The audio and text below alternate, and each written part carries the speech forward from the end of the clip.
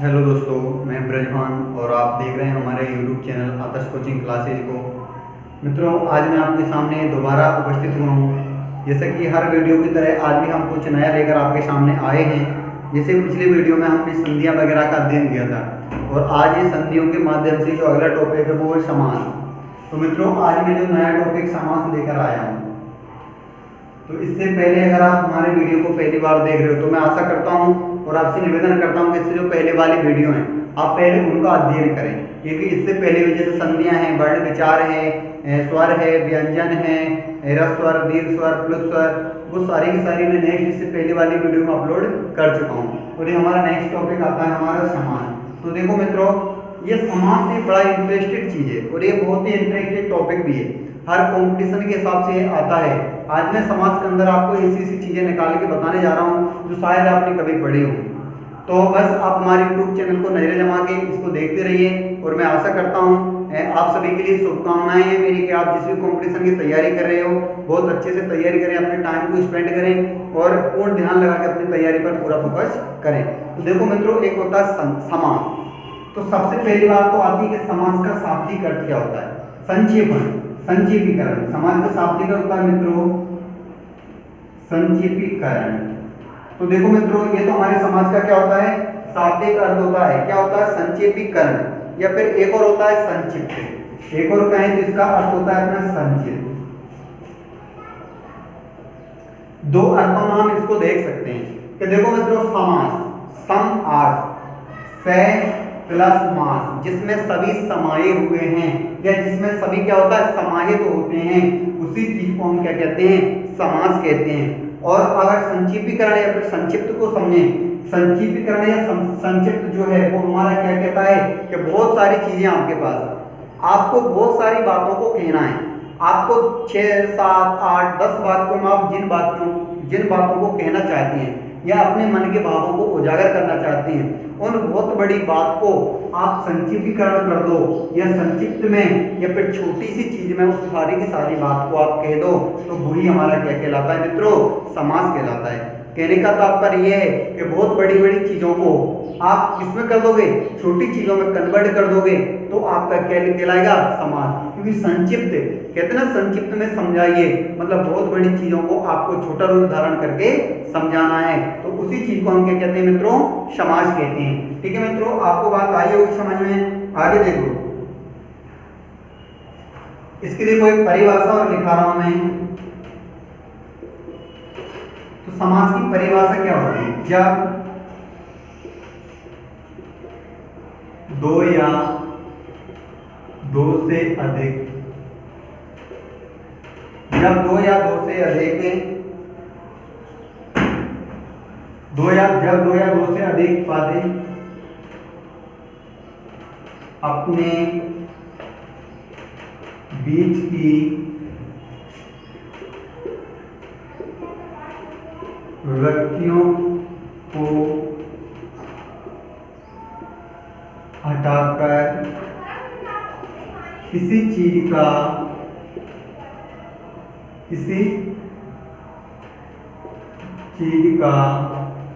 संक्षेपण करते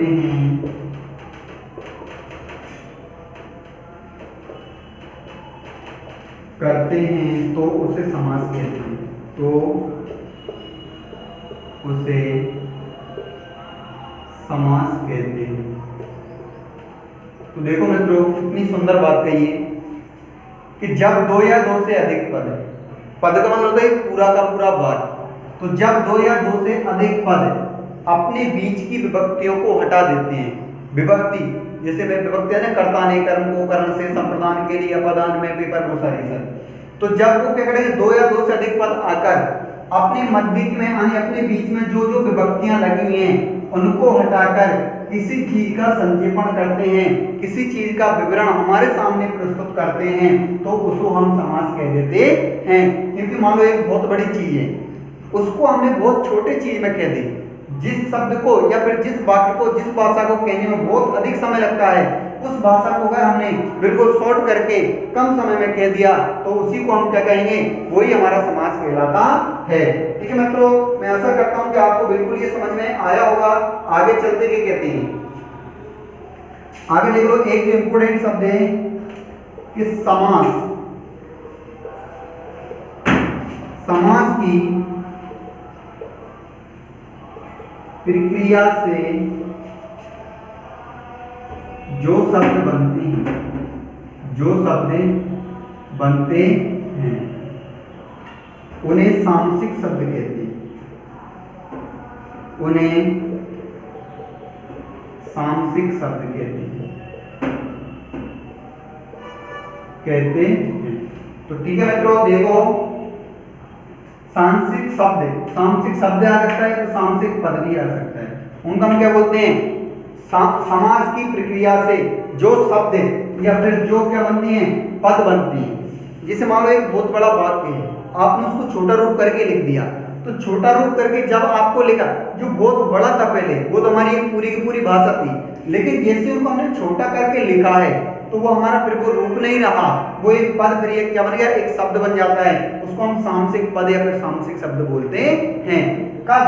समास की प्रक्रिया से, समाज का जो प्रक्रिया पूरी करने के उपरांत फिर जो भी चीज हमारे पास स्पेंड करके जो बचती है वो हमारा सामसिक पद कहलाता है। कभी कभी आ जाता है मित्रों कि सामसिक पद किसे कहते हैं, तो बात हमको याद होना चाहिए कि जब हम किसी समाज की प्रक्रिया चालू करते हैं तो सारी बड़ी चीज को हमने छोटी चीज में हमने दर्शा दिया, तो वहां पर जो शब्द बनता है वो हमारा सामसिक पद कहलाता है। ठीक है मित्रों, आगे देख लो। अब इसमें आपको एक चीज है वो मैं बताने जा रहा हूँ, तो उसके माध्यम से देखना थोड़ा सा। ये तो समास हो गया, मैंने बताया कि समास का शाब्दिक अर्थ होता है संक्षेपीकरण या फिर संक्षेप। बहुत बड़ी चीजों को हम छोटी छोटी चीजों में लिखकर जब प्रस्तुत करते हैं तो वो कहलाता हमारा समास। आगे देखो, इसके बारे में हम देखो सभी समासों को एक ट्रिक के माध्यम से समझते हैं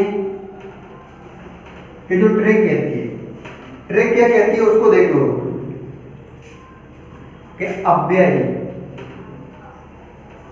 अव्ययी भाव, अव्ययी का अव्ययी प्रथम पद अव्यय, अव्ययी प्रथम पद अव्यय, प्रथम पद अव्यय। अव्ययी का क्या होता है? प्रथम पद अव्यय।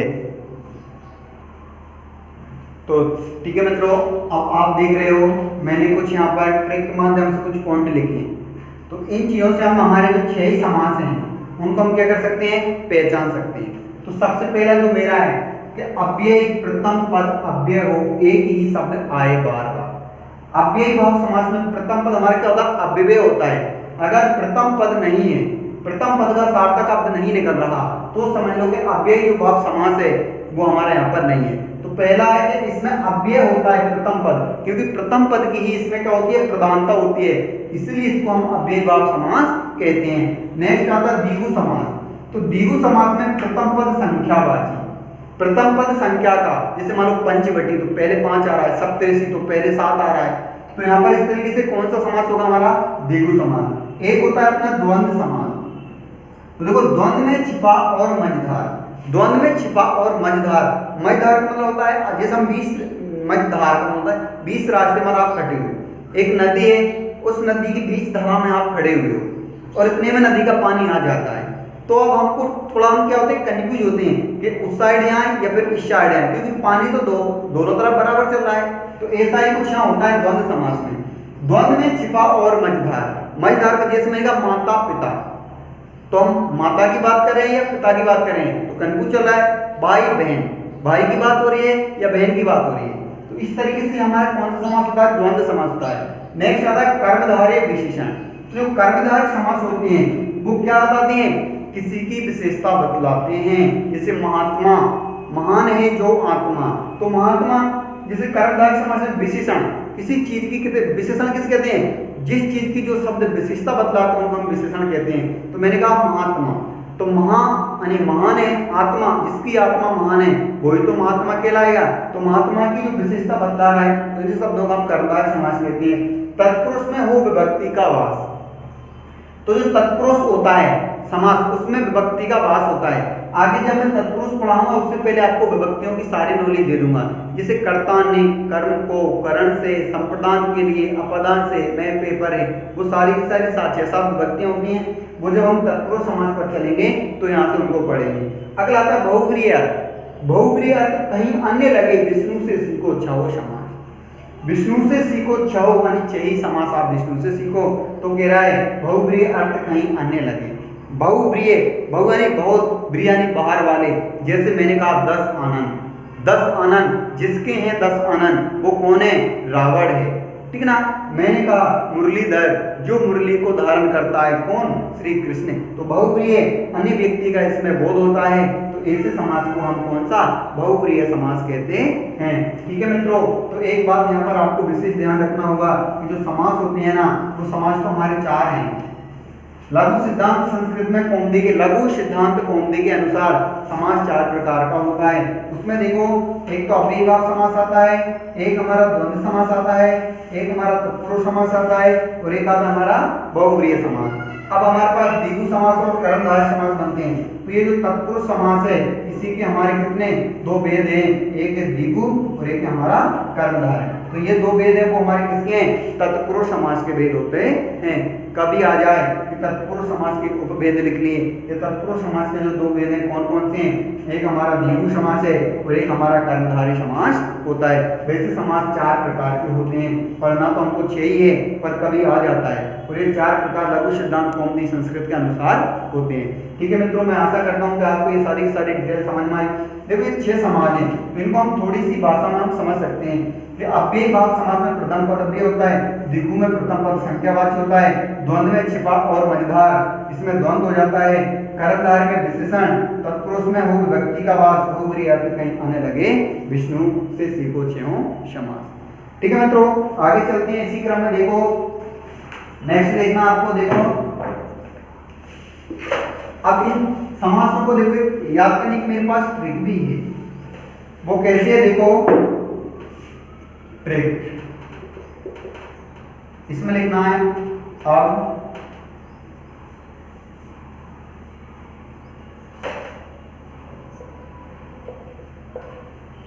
अब के तो दे दो, अब के तो दे दो। तो देखो ये शब्द हमको पता होना चाहिए, अब के तो दे दो। तो ऐसे हमारा क्या बनता है मित्रों? अव्ययीभाव समास, अव्ययीभाव समास। वैसे हमारा क्या बनता है? बहुप्रिय समास, बहुप्रिय समास। कैसे हमारा कौन सा बनता है मित्रों? कर्मधारय समास। कैसे हमारा क्या बनता है मित्रों? तत्पुरुष समास।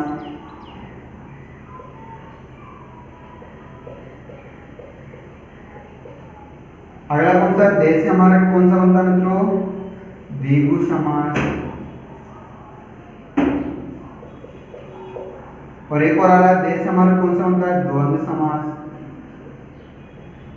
तो ये हमारा 6 है। इसमें मैंने बताया था कि जो तत्पुरुष समास है, ये एक तो ले लो कर्मधारय समास और एक ले लो अपना द्विगु समास। ये समास होते हैं वो हमारे किसके बने होते हैं? कर्मधारय समास के बने होते हैं। ये हमारी ट्रिक है कि भैया समास हमारे 6 प्रकार होते हैं, अब के तो दे दो। इसके माध्यम से हम हमारे जो 6 ही शब्दों को हम क्या कर सकते हैं? पहचान सकते हैं। ठीक है मित्रों, मैं आशा करता हूँ इसमें आपको ये समझ में आएगा। अब देखना, जैसे मैंने समसामयिक पद बताया था आपको, जैसे एक शब्द ले रहा हूं मैं, रसोई के लिए घर। क्या लिया मैंने? रसोई के लिए घर, के लिए घर, रसोई के लिए घर। तो एक हमारा बहुत बड़ा शब्द है ये, मान चलो।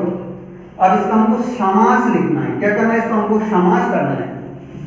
तो रसोई के लिए घर, इसको हम डायरेक्ट एक शब्द में लिख सकते हैं। क्या लिख सकते हैं? रसोई घर। लिख सकते हो कि नहीं लिख सकते? देखो 1 2 3 4, चारों को हमने रसोई घर एक के माध्यम से भी इसको दर्शा दिया। तो ये तो हमारा बहुत बड़ा शब्द है। ये हमने क्या बोला? सामसिक पद बन गया। ये हमारा कौन सा पद गया? सामसिक पद बन गया। कौन सा पद बन गया मित्रों? सामसिक पद बन गया। मैंने अभी उससे देखा कि सामसिक पद किसे कहते हैं? जब एक बहुत बड़े पद को हम उसमें कोई परिवर्तन करके उसको समास के रूप में विभाजित कर देते हैं तो वो पद को हम सामसिक पद कहते हैं। अगर आपसे दे देगा सामसिक पद, तो ये जो हमारा सामसिक पद है ये हमारा सामसिक पद है। और मैंने बताया था कि समास का जब हम समास करते हैं तो इनकी विभक्तियों का लोप हो जाता है। तो के लिए, तो के लिए हमारा क्या हो गया? लोप हो गया। तो कहने का तात्पर्य विभक्ति आ रही है, तो यहाँ पर समास कौन सा कहलाएगा हमारा, तत्पुरुष समास कहलाएगा, क्योंकि मैंने कहा था तत्पुरुष विभक्तियों का लोप, तत्पुरुष के माध्यम से विभक्तियों का यूज होता है, यहाँ तत्पुरुष में ही विभक्ति का प्रयोग किया जाता है। तो के लिए, कर्ता ने कर्म को करण से संप्रदान के लिए, तो कौन सा संप्रदान कारक है यहाँ पर, कौन सा कारक मित्रों, संप्रदान कारक है, क्योंकि कर्ता ने कर्म को करण से संप्रदान के लिए आ रहा है, तो यहाँ पर संप्रदान कारक है। हालांकि आया है तो मैंने बताया है, जब तत्पुरुष समास पढ़ेंगे तो उसके माध्यम से मैं एक एक डिटेल को आपको पूरी तरीके से समझाऊंगा। ठीक है मित्रों, तो ये आपको बिल्कुल बात समझ में आई होगी कि ये सामसिक पद कौन सा होता है, ये वाला, ये हमारा बहुत बड़ा पद है, इसको हमने समास के रूप में लिखा है। अगर रसोई घर दे दिया और आपसे कहा कि इसका समास विग्रह कीजिए, तो आप क्या कर दोगे, रसोई के लिए घर, समास का विग्रह, विग्रह मतलब बांट देना, तो रसोई घर को आपने एक बहुत बड़ा रूप दे दिया, तो यहाँ पर हो गया हमारा रसोई घर। ठीक है मित्रों, अब जो सबसे पहला है अपना, सबसे पहला अपना कौन सा, अव्ययीभाव समास, नंबर 1 को पढ़ाने जा रहा हूं मैं आपके लिए, अव्ययीभाव समास। ठीक है मित्रों, तो देखो ये हमारा सबसे पहले आता है हमारा कौन सा वाला, अव्ययीभाव समास। ठीक है, तो इसमें देखो, तो इसमें सबसे पहली बात अव्ययीभाव समास में पूर्व का पद प्रधान होता है, मैं पहले भी तुमको बता चुका हूं। इसमें क्या होता है मित्रों, इसमें जो पहले वाला वर्ण होता है वो हमारा कैसा होता है, अव्ययीभाव समास के अंतर्गत पहला पद प्रधान होता है, प्रधान होता है, तथा कैसे लिखना, अव्ययीभाव समास में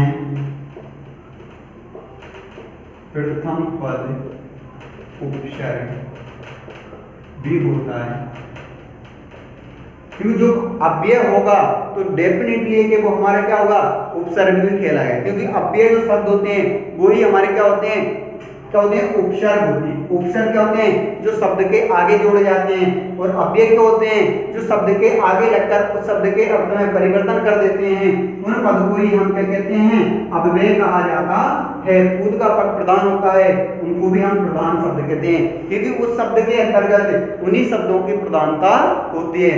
तो ये तो होता है हमारा अव्ययीभाव समास। ठीक है मित्रों, आगे कुछ उसके एग्जाम्पल है वो भी मैं आपको पढ़ाने जा रहा हूँ, तो आप नजर जमाए रखिए इस पर। हाँ तो ठीक है मित्रों, आपके सामने जैसा कि हम अव्ययीभाव समास पढ़ रहे हैं, इनके कुछ उदाहरण है जो मैंने आपके सामने प्रस्तुत किए हैं। तो देखो, अव्ययीभाव समास में पूर्व का पद प्रधान होता है, कहने का तात्पर्य पहले वाला जो पद होता है वो प्रधान होता है। अव्ययीभाव समास में प्रथम पद उपसर्ग भी होता है। कभी कभी यहाँ हिंदी में क्वेश्चन आ जाए किस समास का प्रथम पद उपसर्ग होता है, तो वो हमारा अव्ययीभाव समास है, या किस समास का प्रथम पद जो प्रधान होता है तो वो भी हमारा अव्ययीभाव समास है। तो देखो आकंठ, आकंठ, तो देखो आ और कंठ दो शब्द मिल रहे हैं, तो जो आ है आगे यही हमारा प्रधान है, प्रथम पद प्रधान है, और यही हमारा उपसर्ग है, क्योंकि आ हमारा उपसर्ग है। तो आकंठ आप क्या लिख दोगे, कंठ तक, क्या लिख दोगे, कंठ तक, कंठ तक। तो आ नहीं होता तो केवल कंठ रहता, तो आ की प्रधानता इसमें छिपी हुई है। अब आकंठ देकर पूछ लेगा इसमें उपसर्ग बताओ, तो आपको आ मिलेगा। जैसे आजीवन, तो दो हो रहे हैं, आ अलग हो रहा है और जीवन अलग हो रहा है, तो हम क्या कर देंगे, जीवन पर्यंत, क्या कर देंगे मित्रों, जीवन पर्यंत, यानी जब तक जीवन है तब तक। आजीवन कहते ना, आजीवन, जीवन पर्यंत। ऐसे देखो यथा राजा, देखो यथा अलग है, राजा अलग है, तो यथा का अर्थ होता है अनुसार, के अनुसार, और राजा तो क्या हो जाएगा, राजा के अनुसार, राजा के अनुसार। तो देखो मित्रों, यथा भी हमारे क्या है, उपसर्ग है। जब हम उपसर्ग वाला टॉपिक चैप्टर पढ़ेंगे तो आ, यथा, ओपे, नी सब कुछ आएंगे। तो एक और यथा समय, तो क्या हो जाएगा, समय के अनुसार, समय के अनुसार। इसी तरह उपगंगा, उप मीन्स होता है समीप, उप का तात्पर्य अर्थ क्या होता है मित्रों, समीप, और गंगा मीन्स गंगा, तो आप क्या कर दोगे, गंगा के समीप, गंगा के समीप। तो देखो मित्रों, उपगंगा, तो गंगा है, गंगा से पहले उप लगा है, उप एक हमारा उपसर्ग भी है और ये शब्द हमारा प्रधान भी है। अगला है निर्गुण, तो एक तो गुण होता है और एक निर होता है, निर और गुण, तो निर उपसर्ग होता है, तो क्या लिख देंगे गुण से रहित, गुण से रहित मतलब जिसके पास गुण नहीं, वो व्यक्ति कैसा होता है, गुण से रहित होता है। सहभोगी, तो लोग सह यानी साथ में, भोगी मतलब होता है भोगना, भोजन करना, तो सहभोगी का अर्थ होता है साथ साथ भोजन करने वाले, साथ साथ भोजन करने वाले, करने वाले, तो सहभोगी, भोगी तो अलग है, सह हमारा उपसर्ग लगा हुआ है, ठीक ना। उपदेश, उपदेश, उप का मतलब होता है रहित, देश किसका, देश से रहित, देश से रहित, उपदेश का मतलब देश से रहित। तो देखो मित्रों, जैसा कि मैंने आपको, ये हमारा अव्ययी भाव समास है, पहले ऊपर से समास का पूरा मैंने चैप्टर अच्छे से लिया है, फिर आता है अव्ययी भाव समास जो पहले पढ़ा है। तो पहले आपको अव्ययी भाव समास का जो पूर्व का पहले का पद होता है वो भी प्रधान होता है और प्रथम पद हमारा उपसर्ग होता है, दोनों तरह से शब्द पहली बार तो यहाँ से खड़ा होने की संभावना है पूरी। फिर आपको आ जाता है एग्जाम्पल, तो हमको शब्द को पढ़ के ही पता पड़ जाएगा कि भाई पहला शब्द उपसर्ग या फिर अव्यय या फिर प्रधान किससे समास के अंतर्गत आता है, तो वो हमारा अव्ययी भाव समास। तो देखो आकंठ, कंठ तक, आजीवन, जीवन पर्यंत, यथा राजा, राजा के अनुसार, यथा समय, समय के अनुसार, उपगंगा, गंगा के समीप, निर्गुण, गुण से रहित, सहभोगी, साथ साथ भोजन करने वाले, उपदेश, देश से रहित। ठीक है मित्रों, तो ये मेरा ये समास वाला चैप्टर है और आगे जो 4, 5, 6 समास है हमने पूरे, तो जो और इसके 5 बचे हुए हैं उनको और मैं अच्छे से स्पेंड करूंगा और अच्छी तरीके से आपको समझाऊंगा। तो आप मुझे कमेंट बॉक्स में जरूर बताएं कि आपको ये छोटा सा प्रयास है वो कैसा लगा। मित्रों, अगर कहीं त्रुटि हो सकती है तो उसको क्षमा करना, पर आप अपनी राय जरूर प्रस्तुत करें इसके बारे में। और अगर हमारा यूट्यूब चैनल ये आपको बहुत अच्छा लगा हो तो हमारे यूट्यूब चैनल को लाइक और सब्सक्राइब करें और इसको अपने मित्रों तक भी शेयर करें, ताकि इससे हमारा हौसला बढ़ता है और आप लोगों का प्यार हमको मिलता रहे। बस इसी शुभकामनाओं के साथ मैं यहाँ पर आपका जो अपना आज का टॉपिक है इसको यही खत्म करता हूँ। जो अव्ययी भाव के समास आगे जैसे कर्मधारय, तत्पुरुष, द्वंद्व, द्विगु वगैरह उनको मैं रोजाना एक चैप्टर के अनुसार आगे अपन पढ़ते चलेंगे। बट इससे आप हमसे जुड़िए और हम चाहते हैं कि हमारा प्रयास आपके कहीं ना कहीं आपके लाइफ में या आपकी खुशियों में शामिल हो। और इसी के साथ हमने एक टारगेट बना रखा है कि हर दिन हम नई आपको वीडियो लेकर आएँ। इसके लिए आप हमसे जुड़ते रहिए, क्योंकि ये ज्ञान है कहीं से मिले हमको इसको लेना चाहिए। ठीक है मित्रों, आज के लिए इतना ही काफी। फिर मिलता हूँ किसी नेक्स्ट वीडियो में। जब तक के लिए जय हिंद, जय भारत, बाय बाय।